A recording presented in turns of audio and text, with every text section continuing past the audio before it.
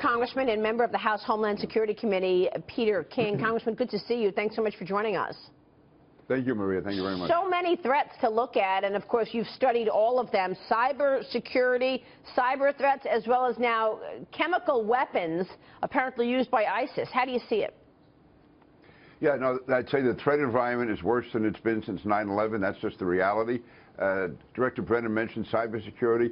That is a very, very significant issue. And one of the problems is, I don't think the American people, realize the full significance of it. It's hard to conceptualize a cyber attack. You can understand a bomb going off. You can understand someone being shot. It's hard to visualize a cyber attack. But the fact is, it can be devastating. It could bring down all the planes. It could dramatically interfere with our defense system. It could stop the power grid. I mean, all of these are real threats, and that has to be faced up to. There is more effort being put into it by the government, but I wish it was more part of the political debate and discussion so the American people would realize why we have to take certain steps, why we should be taking certain steps, and it's not just the invasion of privacy.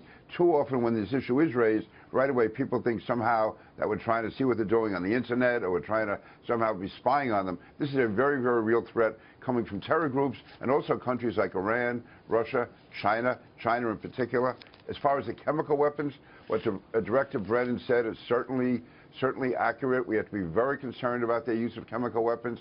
As the director said, they've already used them in Syria, and we know they're trying to obtain more. And if they could ever get them into the United States, it would be devastating. Well, you've said that the airstrikes in Syria, now in what, their 18th or 19th month, have been ineffective. Can you characterize where we are in terms of the fight against ISIS?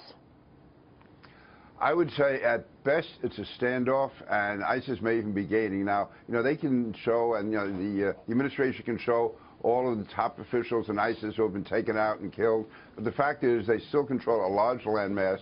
The fact is they are building up recruits all over the world.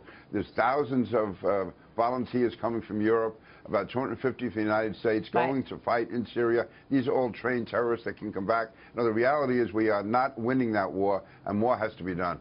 Congressman, you had mentioned a bunch of countries, and one of them that is actually a threat cybersecurity-wise is North Korea as well, along with China. Now, what's the best way to combat these cybersecurity threats, and what can be done? Because you had mentioned you wish it was more part of the debate going on right now with the candidates. What can be done? What's the best way to combat these threats?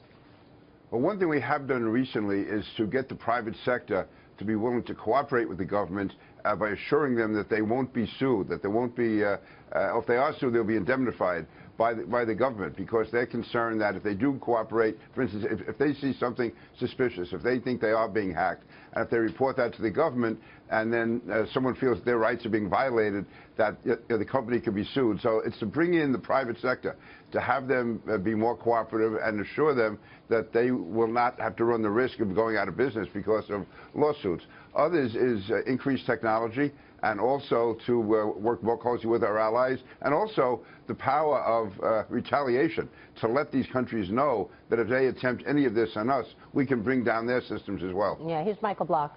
Yeah, Congressman, do you think these problems can be solved without spending more on defense and homeland security?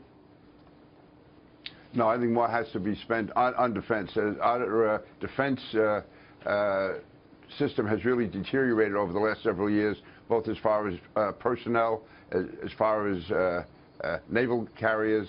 We can go down the list where really the defense has been, the military has been somewhat almost hollowed out. As far as Homeland Security, I'm very concerned that this year's budget the President just submitted dramatically cuts the assistance that's given to local governments for Homeland Security. And this is not some kind of a federal handout, because what you would have the police in Boston or New York or Los Angeles doing, they're really doing carrying out a federal responsibility of protecting us against a foreign enemy. And not to be giving them the funding they need to do that is really irresponsible at a time when ISIS is such a threat. I mean, in New York alone, there's more than 1,000 police officers working full-time on counterterrorism and intelligence. Now, that's a federal responsibility.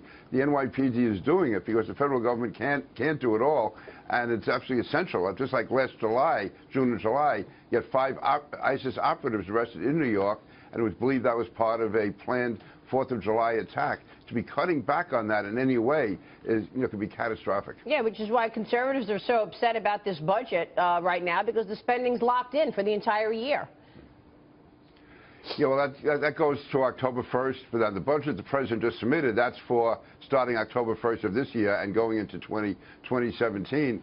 And why they made these cuts, I mean, it's almost, in some areas, 40–50% cut in key areas of Homeland Security. All right. Congressman, good to have you on the program today. Thanks so much. Maria, thank you. We'll see you soon. Congressman Peter King there. Okay,